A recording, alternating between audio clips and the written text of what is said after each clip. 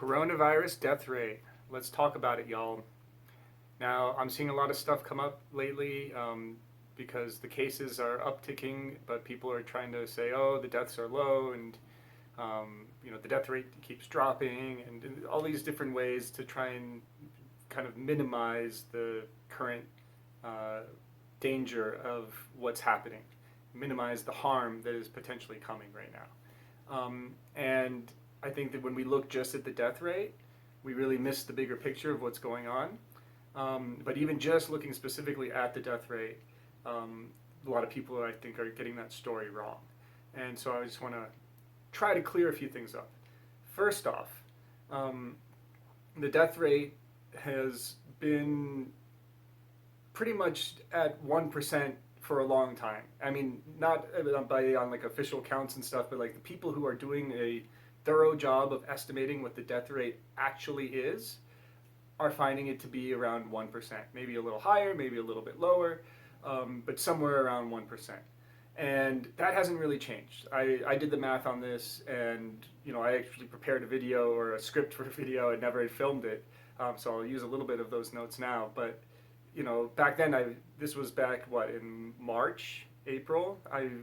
It was clear that it was around 1% when you figure out estimates about how many asymptomatic cases there are, how many mild cases that were not being counted, and so on. Now, people who are trying to say that the death rate is like dropping and everything like that, and that it was, they were scaring us before and so on.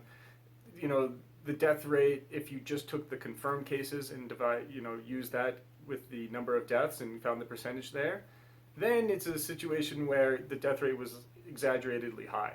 But like anyone who was being honest about the conversation knew that that was the case, and so to make it as if like, oh, they've been dropping and so on, it's like, no, it was clear that they were going to go down. They were going to be high in the beginning. They'll go down as we get more data in. But when we do our estimates, we think once it all comes together, it's probably going to be around 1%. And that's what all the data keeps showing. It keeps confirming that it's somewhere around 1%. All right, so now we understand that that's the death rate. It hasn't been dropping, and it's been holding steady. Then the next objection is like, well, 1% is really small, so don't worry about it. 1%, this is what Trump just did. He was like, 99% of the cases, no big deal, because he thinks, since he probably did get the accurate info that it's 1% death rate, he's putting out this information like it's not a big deal. Now, two things on that. First off, just on the death rate itself, at 1%, that's still a lot of deaths. If everyone in the country got the coronavirus, and like 350 million people, that's 3.5 million deaths. That's a lot of people dying from a disease that was a preventable situation, where if we just took the proper public health measures, then these people would not have to die, right? So 3.5 million is a lot. How many people die from the flu every year? 61,000 was kind of like the higher range number. 61,000 is tiny compared to 3.5 million, all right? And the thing is, because this is such a contagious virus, it could spread through the whole population very quickly. It already has spread through a lot of it pretty quickly. If we allow it to get out there, it has a lot of harm that it can cause through the amount of death, all right? But that is preventable, so that's why we have these other measures and such. Now, beyond just the amount of death, though, like if we're just looking at deaths, we're missing a lot of the picture, because there's a spectrum, right? And on this side is asymptomatic, so no symptoms. You got the virus, you can give it to other people, but you don't have any symptoms. And on this side, you die, all right? And if it was just these two, just one or the other, then you would be like, yeah, 99% of the time, nothing bad's going to happen to you, and 1% of the time, you're going to die. So, yeah, that's, it's still, like I said, if everyone in America got it, that'd be 3.5 million dead people, so we don't want that, but that would be a little bit less of a scary situation. But that's not the reality. The reality is there's a whole spectrum, and over here, you've got death, but then right next to it, you have hospitalization, right?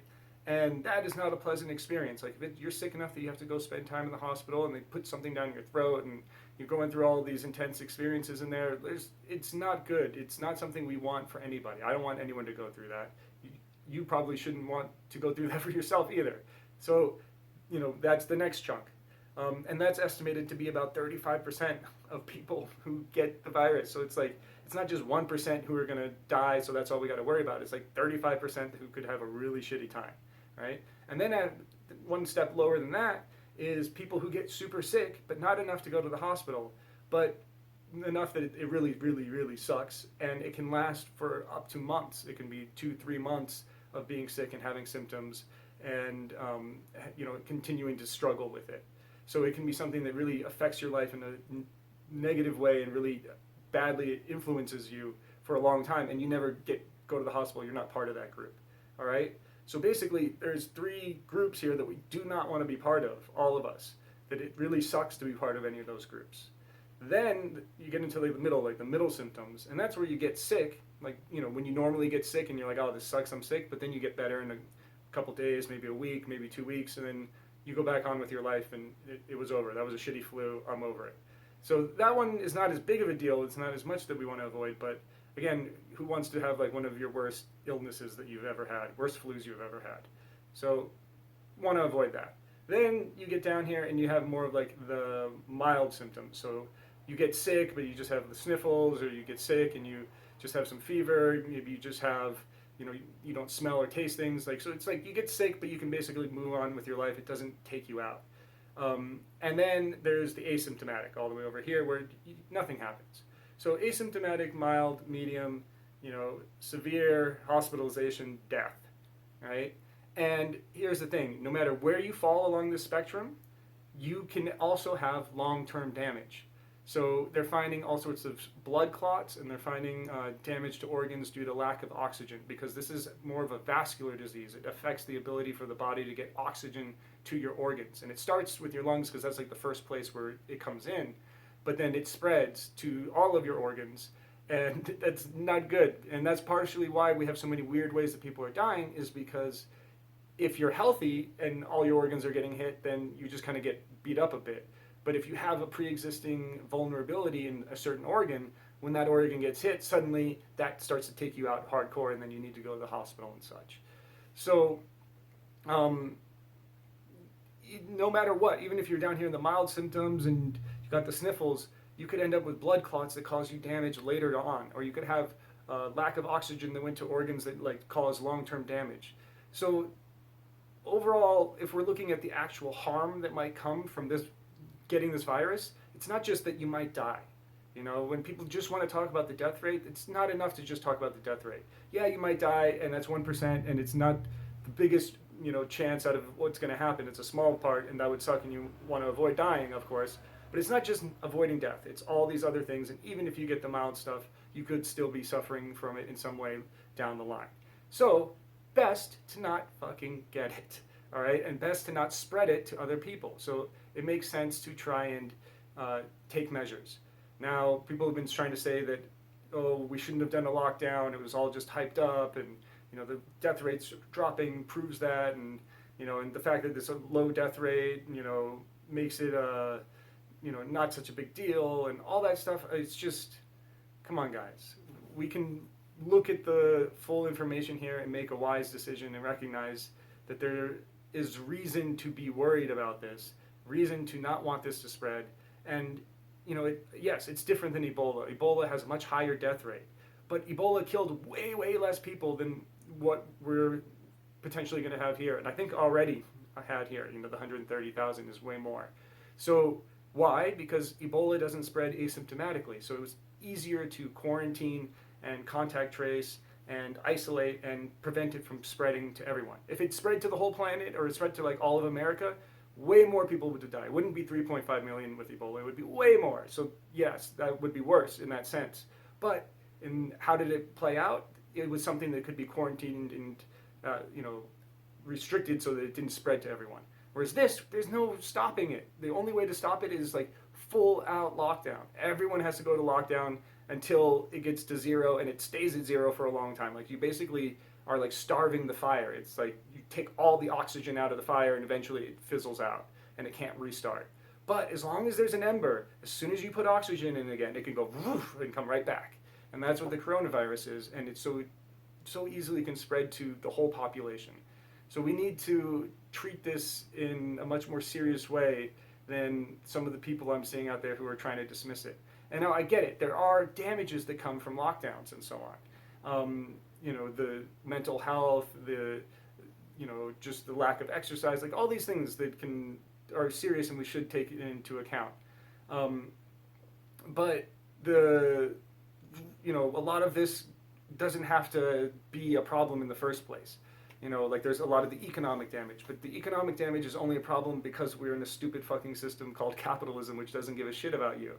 And the thing is, even in the system, there's ways that the government can take action to take care of you, but most of the governments are not taking enough action. The best governments on the planet, in like Europe and Canada and stuff, they're giving money and they're giving support and so on, but they're still not going far enough to meet the needs, and so it's leaving a certain amount of economic damage that's pretty bad for people from doing lockdowns, right? And then there's places like Spain where they went too intense, in my opinion, and you couldn't leave your house at all, and you can't even go outside and exercise, and that's also causing damage that doesn't need to happen. But we can do lockdowns in a way where people have a certain amount of freedom. We did it here in Colorado. It was effective. We started to open back up. Cases are going back up again. Deaths are going back up again. So, we can do a lockdown which has a freedom of movement. You can go outside and stuff. And we can do economic things to take care of people, like universal basic income, Medicare for all, and a bunch of other things that we can do, a different video. But if we're doing that stuff, then the lockdown's not so bad. We can actually get through this and use it as a transition time to shift the way our society is run and build something way better. All right? So I understand we don't like this totalitarian tiptoe government overreach, that they're going to use this as an excuse to track us and all these things. Yes, those are problems. We need to be aware of them. We should call them out and not allow it to happen. But at the same time, when there is a real danger, when there is a real harm from this virus, we have to take the time to put these measures into place and be willing to, work together, wear a mask, wash your hands, this simple stuff. And then through this working together, we can actually address it and create a situation where we're all safe and we can all move on into our lives again, but hopefully into better lives because we shift the system as we're paused. And that's really the thing. This coronavirus is just asking us to pause, to look at all the systems that we have that are failing, and to replace them with something better so we can upgrade. It's about an upgrade, and we're really missing that point. And when we try to dismiss the potential harm of it so that we can get back to work and open things back up, we're missing the message, all right? So I hope that this is helpful. I hope that if you've been hearing about this death rate stuff, this clarifies things a bit. And for anyone that I know that's been kind of buying into this minimizing of the danger or harm of coronavirus, I hope that this maybe opens your mind, changes your mind a little bit. So thank you. If you've watched this whole 13 minutes, you're one of maybe 2 people who did that, and I really appreciate it. I'm grateful that you actually want to hear what I have to say and found some value in this. I hope you had found some value in this. So I'll be in touch and hope to hear from you in the comments if you have any opinions, any thoughts.